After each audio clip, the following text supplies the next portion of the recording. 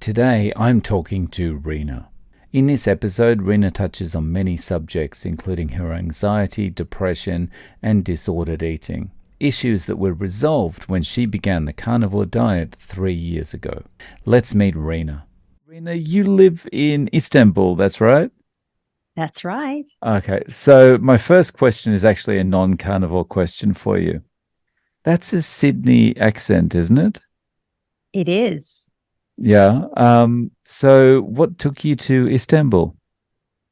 That's a very good question. I've got a lot of those questions on my YouTube, which I haven't quite answered yet. Um, Basically, my partner, he moved to Turkey because he has a business and he wanted me to move, which I was very hesitant about because I've lived for 40 years in Sydney, Australia. So my dad also a few years back, he was diagnosed with Alzheimer's.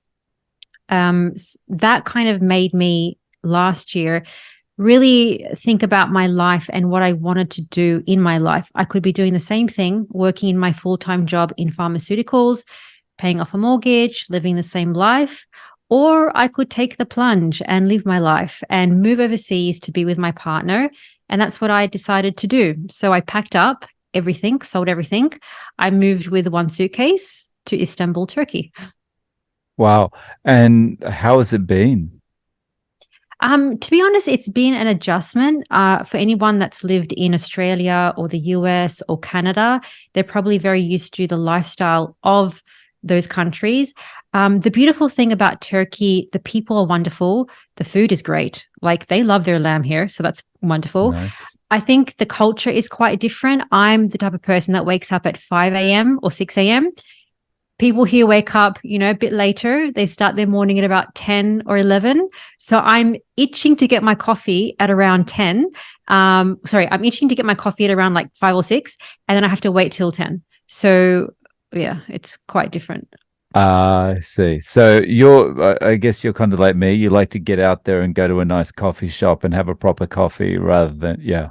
Okay. Absolutely. Got That's it. the life, isn't it? Coffee, Yeah. meat, butter. It's great. Mm.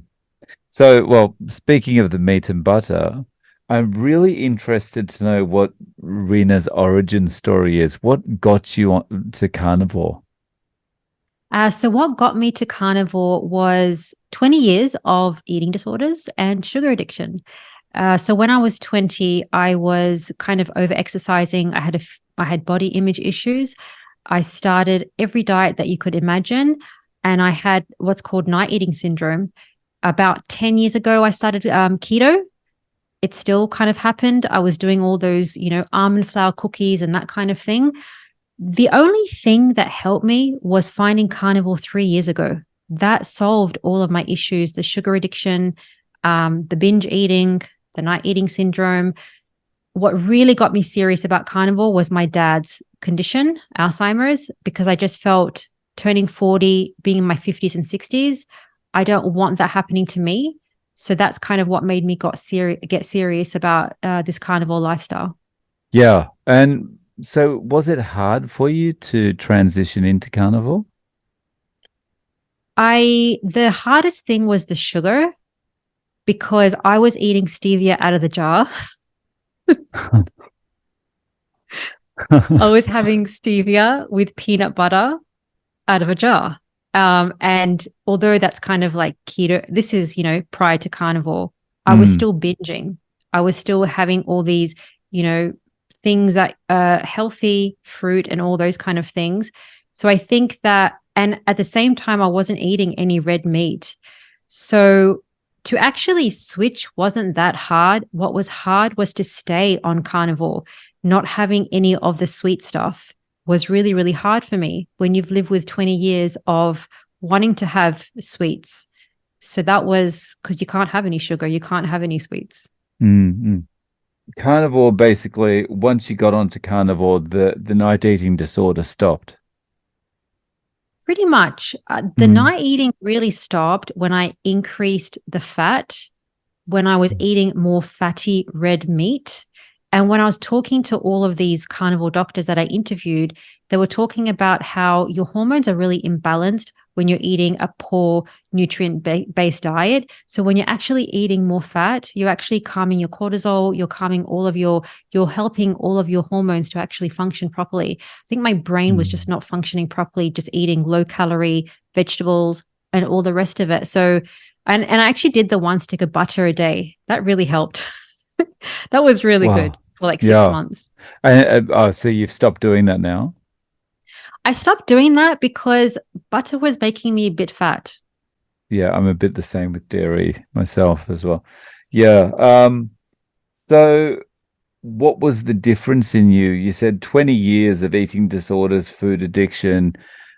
Like, what has changed for you since you've moved from that phase of your life until now? I think what's changed for me is that the main thing is I'm no longer hungry.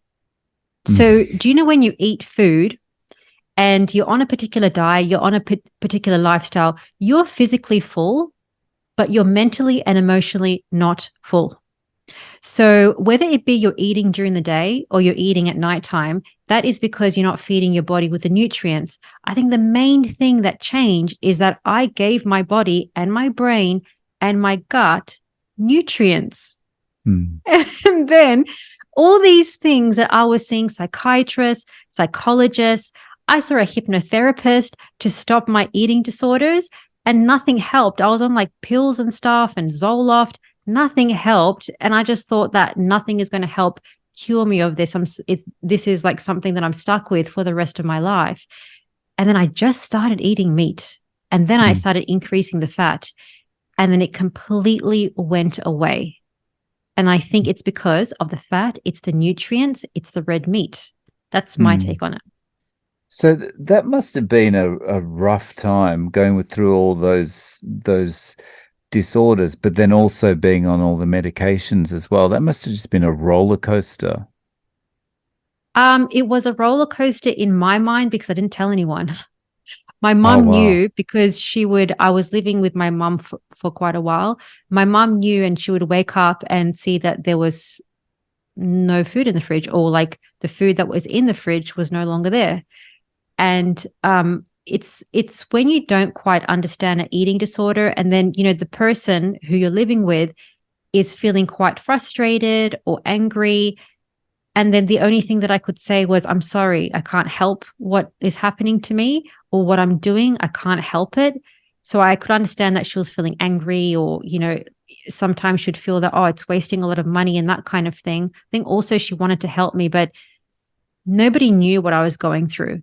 All I knew was I was eating so much food at nighttime. So that meant, first thing in the morning, I wasn't hungry. I wanted to just go to the gym and then burn off those calories. So it was just like a vicious cycle. But what I'm coming to learn with the night eating syndrome is that it is like any other eating disorder or any other eating problem that if you're under eating or overeating or restricting, it's going to lead to these problems because you're not fueling your body with the right nutrients. And that's why I really wholeheartedly believe that, whether it be a low carb, keto, or carnivore, but getting rid of the processed foods, most of the dairy, anything that has a sweet taste, I wholeheartedly believe that that's the way that people should be eating. Mm. Otherwise, they're going to have these voids, whether it shows up as eating disorders or anything else that's troubling people. That's a symptom of a root cause. Yeah, that's interesting. You describe it as a void, and it just like it kind of I don't know, it connects pieces when you think, well, maybe an eating disorder is the fact you're not nourishing yourself. And so it's really your body crying out for, I need something. And of course, you're just going to the fridge and getting peanut butter or whatever it happens to be, or ice cream or whatever it happens to be. But your body's actually going, give me some saturated fat or give me something that I can use. Yeah. Wow. Absolutely. So you've been on carnivore for three three years. Now I don't know if it was yesterday or the day before, I think you posted a photo on Twitter. It was like a before and after. So Yes. can you talk a little bit about the kind of physical changes or the strength changes and things like that that you've experienced? Sure. So yeah, that was the first photo I've ever posted of myself. I I don't know why I didn't post anything earlier. I think because I interview so many people on carnivore, and they've had such amazing before and after. And there's 100 pound, 200 pounds, a lot of massive weight loss results. And for me, I was 40 pounds heavier. I was 40 pounds heavier because I was binging on food, then over exercising, and then restricting. So the main thing for me that changed was, I think, actually getting control back in my life. Mm. The way I do things now is very intentional. It's no longer fear based. It's not overcompensation from what I was doing previously. I don't exercise because I have to burn calories. I exercise because I want to have a strong body through, when I go through menopause in 10 or 15 years' time. Because when I'm 60, I don't want to have the same debilitating disease that my dad has. Mm. So we always talk about the why, but when you understand what somebody is going through, that's going to make you stick to something that is meaningful in your life. That's why I Mm. stick with carnivore. That's why I stick with everything I do every day, because it has such a strong meaning towards what I do every day. I'm stronger. I sleep better. I think clearer. I'm kinder to other people because I'm no longer hungry. I'm no Mm. longer depressed. I don't have like social anxiety that I used to have crippling me in the first photo when I was 30. All these things that have changed from starting to eat meat, which is just incredible. What is a day of eating like for you? And has that changed over time? Definitely. When I first started, I was doing the leaner meats. I don't know if other people have started carnivore and made that mistake. I was doing leaner meats because I was doing chicken. I was eating chicken before. I was doing fish before. So I thought, okay, I'm going to eat lean beef. I'm not going to touch lamb. And what else?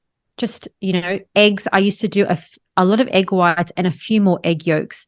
Then, after listening more to Dr. Ken Berry, I interviewed Dr. Sean Baker, Kelly Hogan. Kelly Hogan says, ladies, please eat the fatty meat. So I was like, well, I'm going to eat the fatty meat. So then I started transitioning to eating, the fattier cuts of lamb, beef, eggs, and bacon. So Dr. Berry says to eat bacon. I was like, I'm not going to eat bacon. Well, I started to eat bacon and I started to feel so much better, more fuller. I was eating, 3 meals a day. Then I will switch to 2 meals a day. I never quite did OMAD. For me, it just personally, it doesn't work. Then probably at the start of last year or the start of this year, I met Dr. Elizabeth Bright and I thought, oh, this one stick of butter a day. Let me try that. So I did that. So I was eating one stick of butter, which is about 112 grams of butter with about a pound and a half of fatty meat. And that was really good for my brain. I really felt that the way that my brain functioned, I was no longer hungry. I could just eat at midday and not feel hungry at all. I'd have a fatty latte in the morning. That was really good. But I just found that doing that for 6 months, I just felt my tummy was getting a bit fatter and looser. Under here, I never felt like my body was just changing.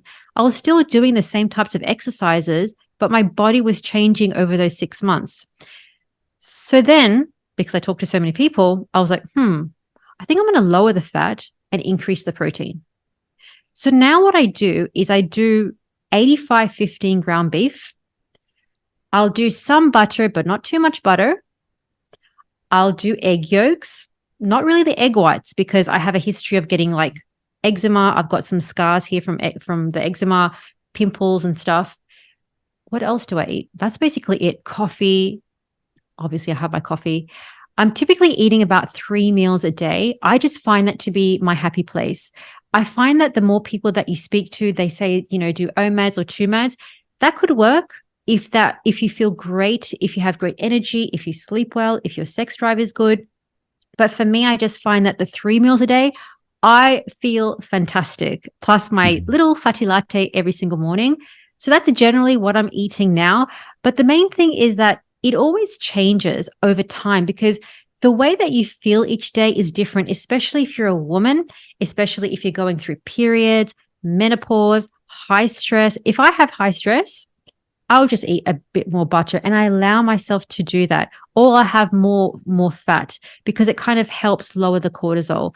So the way that you eat changes depending on your energy levels, your sleep, your mood, and that kind of thing. I think sticking to the same thing all the time, it can work for some people. For me personally, it kind of varies from time to time, depending on who I speak to as well, because I like to experiment a bit. That's really nice. So, like you said, you wake up at like 5 or 6 in the morning. Yeah, too early. Yeah. Yeah. So, my next question about that is, what is a fatty latte? I've heard you talk about this a lot, but I'm not actually sure what it is. Okay. Fatty latte is the best invention in the world. It is coffee. It could be Nespresso, any coffee that you want. I'm not going to say that you have to have the most cleanest coffee in the world. I use Nespresso. And all you do is just have your coffee in the jar, add in some butter. It could be a teaspoon, a tablespoon. I know Dr. Bright puts in 3 tablespoons of butter. I'm like, whoa, that's a lot. And then she whizzes up the, then you whiz up the drink, and that's Hmm. a fatty latte. Oh, you I should try it. yeah. It's if you ever love a cappuccino with milk, although I never loved milk, I always loved the almond milk, but we know Hmm. obviously almonds have oxalates. If you do the fatty latte, you'll never go back. It's actually very addictive. So Yeah. it's once you do it, you'll find it hard to stop. And then once you increase your butter, it's really hard to stop as well.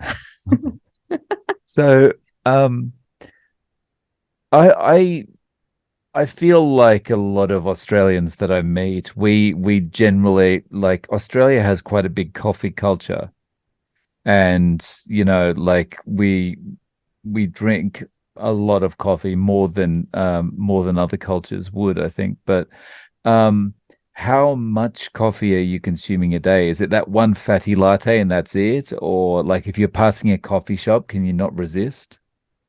Of course, I always have a takeaway. I mean, usually I do. And, Istanbul, Turkey, they have beautiful coffee. The Turkish coffee, it's stronger than Australian coffee. It's phenomenal. So I'm not perfect. Okay. I'm the first one to say, carnivore police, I'm not perfect. I will have an Americano and then I will have a little bit of full fat milk or cream if I have coffee out. I don't really like to do it black. That's not my thing. So if I can't have something that I absolutely want, I'll have a little bit of milk, a little bit of cream, and it's just as good as if you were to have your coffee at home. It's better than having almond milk or Mm. anything else. And it's not, entirely milk. So you don't get all that lactose, that full amount of lactose and the sugars and all that in regular milk. I guess the important thing as well is that it's manageable for you. And that's where Absolutely. we all need to get to. It's like finding out, well, I want to try putting this into my diet. I wonder if I can handle it. And it's just a matter of testing and going, yeah, well, I know I can do pretty well if I stick to, say, 2 of these a day or whatever. But yeah, Absolutely. yeah. Interesting. So, tell me a little bit about the 5 minute body. So, 5 minute body, it's really something that I don't know how it came about.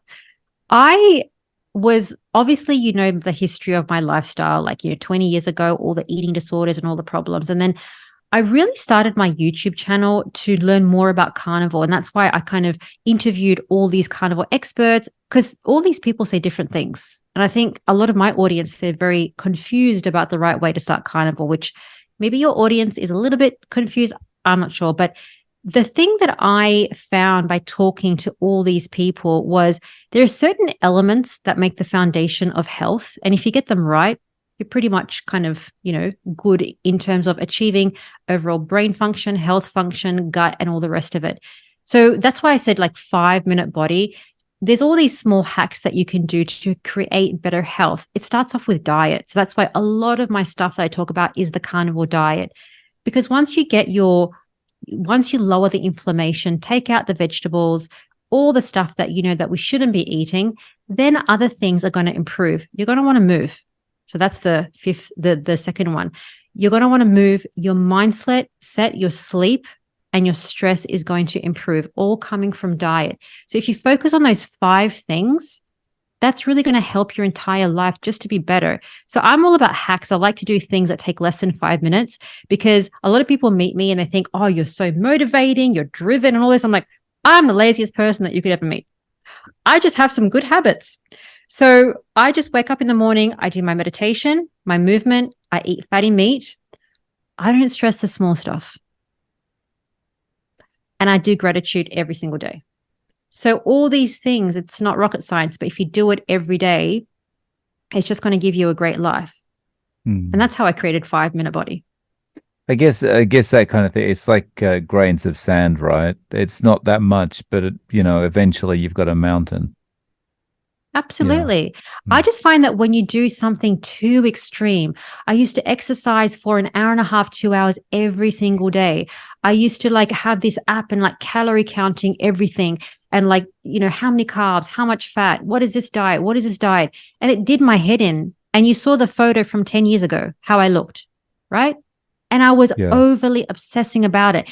That's why people that I speak to, I always say you don't have to overcount, over worry, because when you worry about something, your cortisol is going to increase. You're not going to be as nice to your partner or your friends. You're not going to sleep at night. All these different things just from stressing out. But if you just have some meat in front of you, beautiful meat, have it with some other people, have a barbecue, you're going to have a great life. So I'd really try to make it as simple as possible. Some people try to make it complex. I try to make it simple. Well, that's the thing I love about carnivore, though, is that it is so simple. It is it's just so easy. And you get so much time back in the day because you're not thinking about, well, if I have this food, then I have to pair it with these kind of vegetables. And but we had that vegetable yesterday, so I wonder if that's going to look the same. You can just go, okay, steak and eggs, I'm done. Yeah. Absolutely. Yeah. I love eating the same things every day. I get it that not many people like to eat the same thing every day, or some people do. I just love the simplicity of, I love burger patties, egg yolks, hollandaise sauce is phenomenal. Put some bacon on top, a salmon. That's all I need. And that's an awesome breakfast, or especially, right? That's like a luxurious way to eat, really. Like people that are eating something like energy bars and cereal and rubbish like that, they might be thinking, oh, this is awesome, this tastes great, but that's not a luxurious way to eat. Well, yeah, I share on my social platforms what I eat. Sometimes I think, I'm eating the same thing all the time. Do people really want to see this? Because it's just burger patties, it's some salmon. I'm like, I'm eating this. This is what I'm having for breakfast. It's like salmon and shrimp. I try to be a bit fancy. Maybe I'll put a raw egg yolk on top of the burger patty. But I just put the burger patty and maybe some butter and it is what it is. It works fantastic. And I just share these things because I think maybe people are curious around, I wonder what real carnivores eat every day. It's not fancy. It literally is the air fried 10 minutes, pre-prepped burger patties that my partner and I do once a week.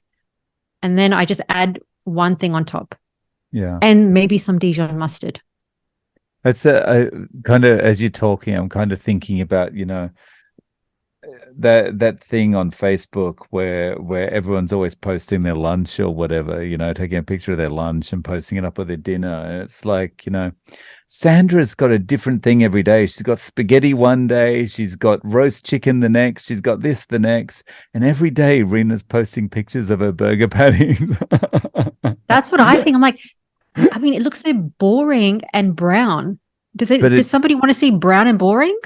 But the thing is, it doesn't taste boring and brown, right? You look forward to every bite of that, right? Absolutely.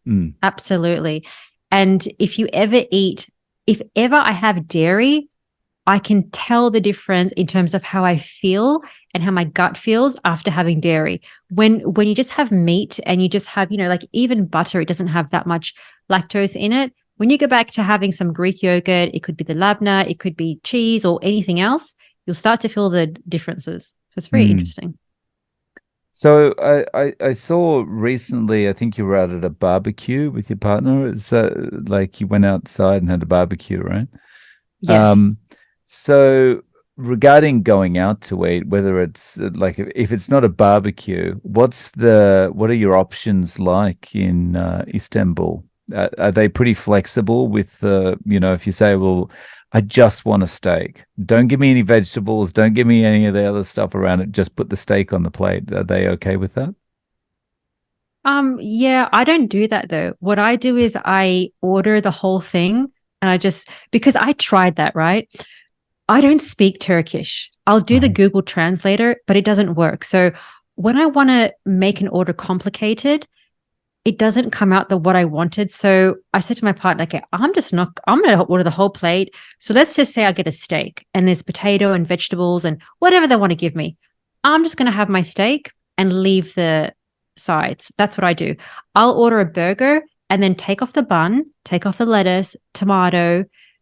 I'll just order it with no cheese because I don't digest the cheese well. Ah, So, okay. and I just know that's going to ruin my day. I just feel tired. I feel lethargic. I really try not to have dairy unless I want to go to bed and unless I want to have some pimples the next day and feel bloated. I know. But sometimes I do enjoy some dairy and I just know, okay, I'm going to feel like this the next day. That's fine. And it could be cheese, it could be Greek yogurt. The great thing about Turkey is that they have this Greek yogurt called süzme yogurt. And it's Greek yogurt that they strain all of the liquid out. So it's really low in carbs and high in protein Ah, and higher in fat. So sometimes I have that, but I'll have a interesting. burger and I'll just take out the meat and eat the meat and leave all the rest. That's the way that I eat. I find that it's very simple. It's very easy. So I have steak, burger, salmon is really good, but you have to make sure it's enough. Sometimes I'll have a fish and something else because definitely at restaurants, I find the portion size is tiny. If I order a burger, two burger patties, Mm. always, because I'm hungry. After one burger patty, I'm like still hungry. Yeah. Yeah, I find I have to do the same kind of thing. Like ordering meat only is reasonably easy in Japan because they're like eating just meat is quite common here, like going to barbecue restaurants. And when we go out, I'm like, okay, I'm just going to order this sirloin steak and I grill it up myself at the table. And I end up having to order like three people's worth to get enough to do me. Yeah. That's what I Yeah. have to do as well. It's very normal. Okay. But um one of the things you said you're kind of eating very similar things, but I think you also do you have some carnivore style recipes available on your website? Is Yeah. you do have something like that. So like people that are looking for a little bit more variety, they can check out those recipes.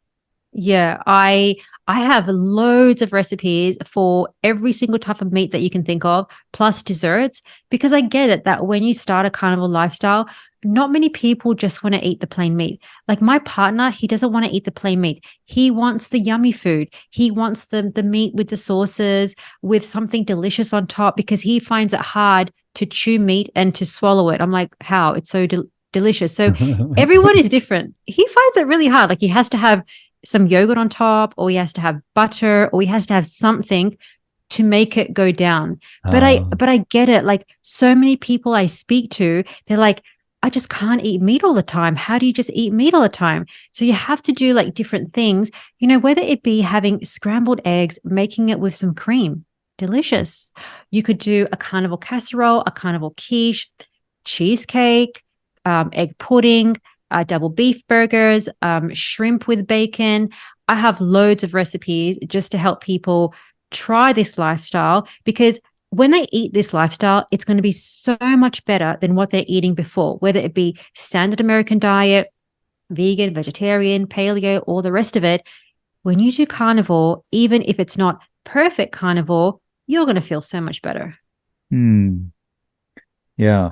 And this is the first time I've ever felt hungry at this time of night. Is Normally I it go nighttime there? because because because you're talking about Oh, such delicious sounding food. This is the first time I've actually ever felt hungry in the last year at this time of night.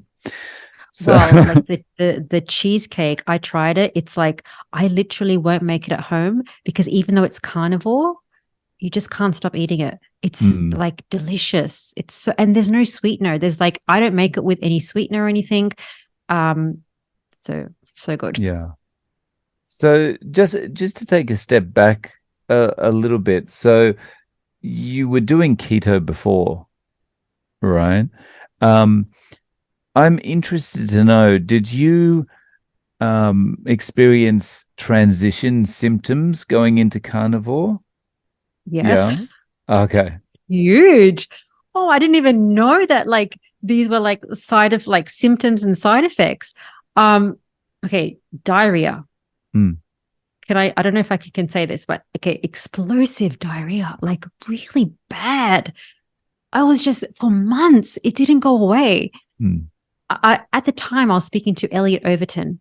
He talks about thiamine B1, all these different things. He talks about the poisons that are in plants. So when you eat things like almonds, nuts and seeds, all these different things, they contain all these anti-nutrients, right? So when you're having a diet, and that's what I used to eat for mm, 10 years, plus the sugar and the nuts and the seeds.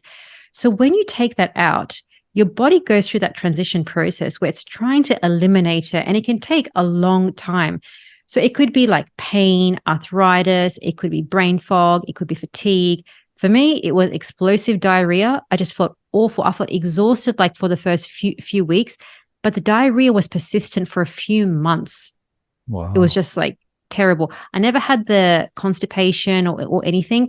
It was, and I was just like, oh my, but then I didn't think it was anything bad.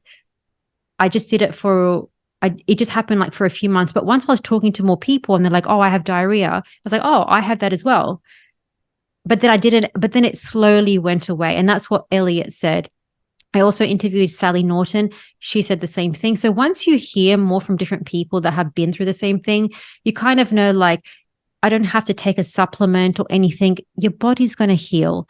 And that's the Mm, thing. When I went high fat carnivore 6 months ago, I knew that, eating a stick of butter or eating more fat and decreasing your protein, there's going to be some changes to your body. But I wanted to experiment because I have damaged my body for so long that I wanted to actually feel what it feels like to feel healthy and happy and not be hungry and not fear fat.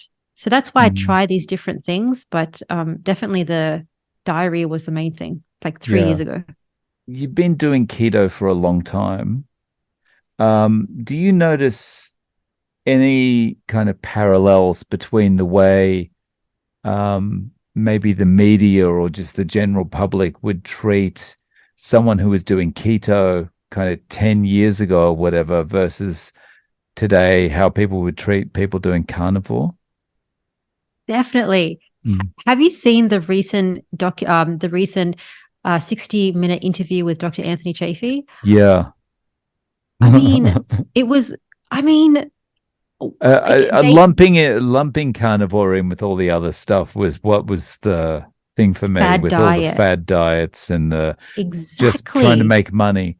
And like as Dr. Chavy said afterwards, I think he did some live on his channel talking about it. And the one of the things he said was they lumped me in with other diets that are just trying to extract money from you. And carnivore is the polar opposite of that. There is no money to extract. Exactly. Yeah. There's nothing that you can sell that is going to actually help you on this lifestyle. Look, the only thing is electrolytes.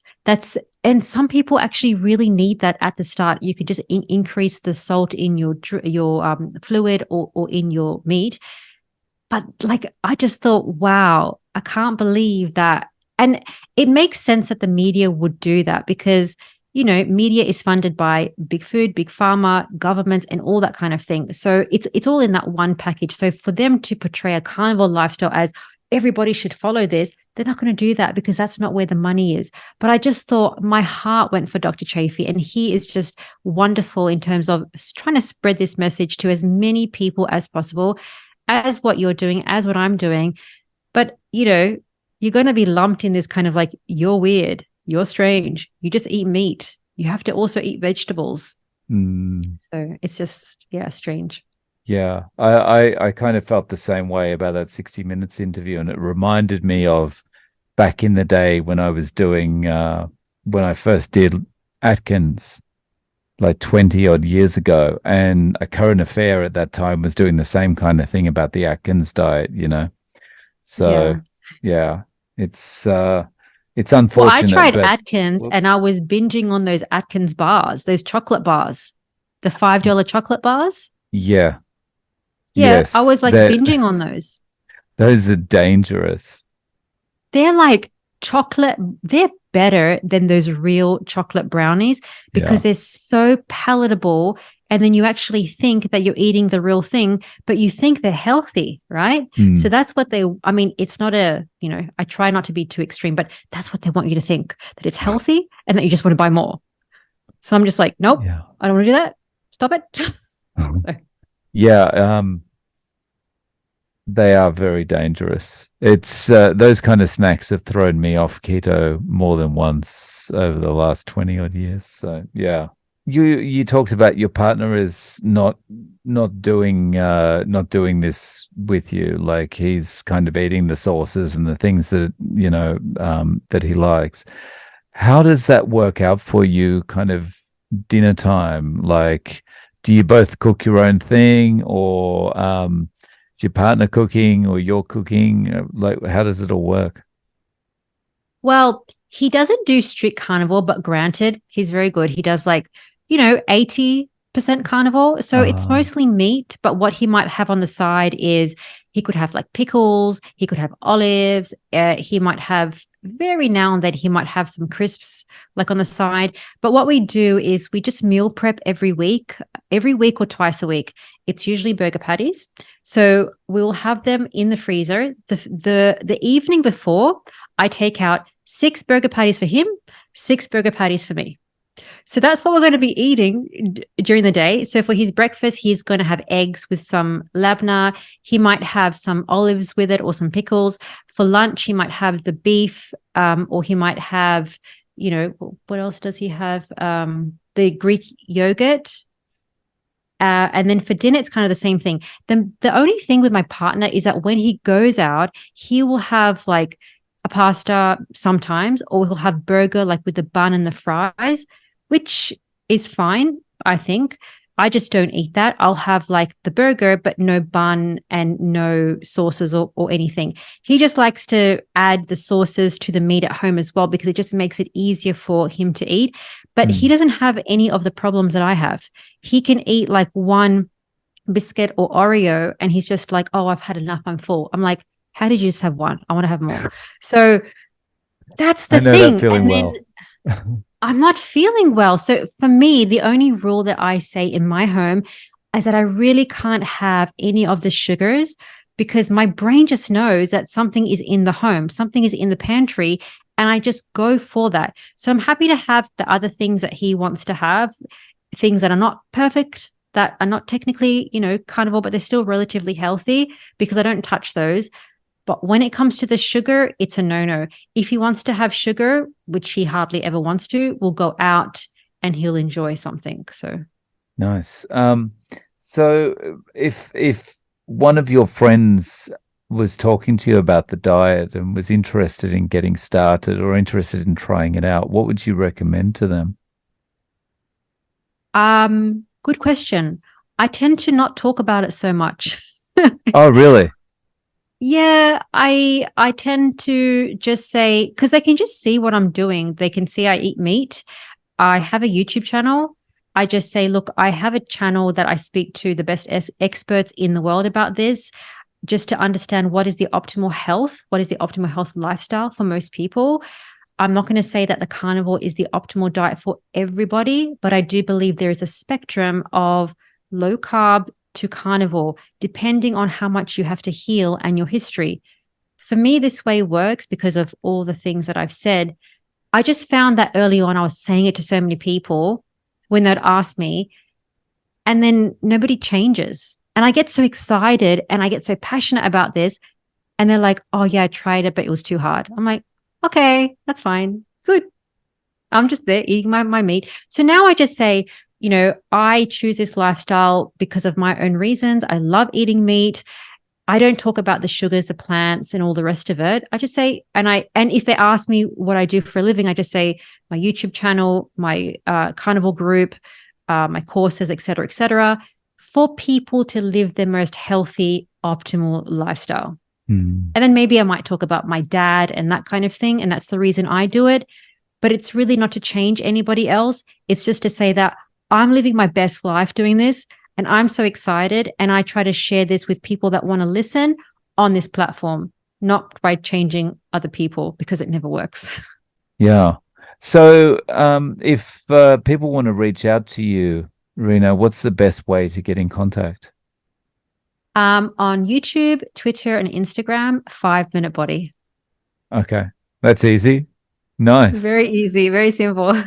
Yeah. Okay. And is there anything else you wanted to share about the carnivore diet before we finish up? I mean, just that if you're new to carnivore, if you have heard about it, reach out to Dave, reach out to people that are doing this carnivore lifestyle and learn and love it and learn how much it can actually transform your life and your health and how simple and easy it is once you stick to it. And there's so many people doing it. It's safe. There's lots of doctors and experts that can help you if you feel cautious or if you have concerns about it. And that's what I would say. It's wonderful. Rina, it's been a pleasure to meet you. Thank you so much for sharing your story with us. Thank you, Dave. Guys, thanks so much for watching. Please don't forget to click like and subscribe, and I'm looking forward to seeing you in the next video.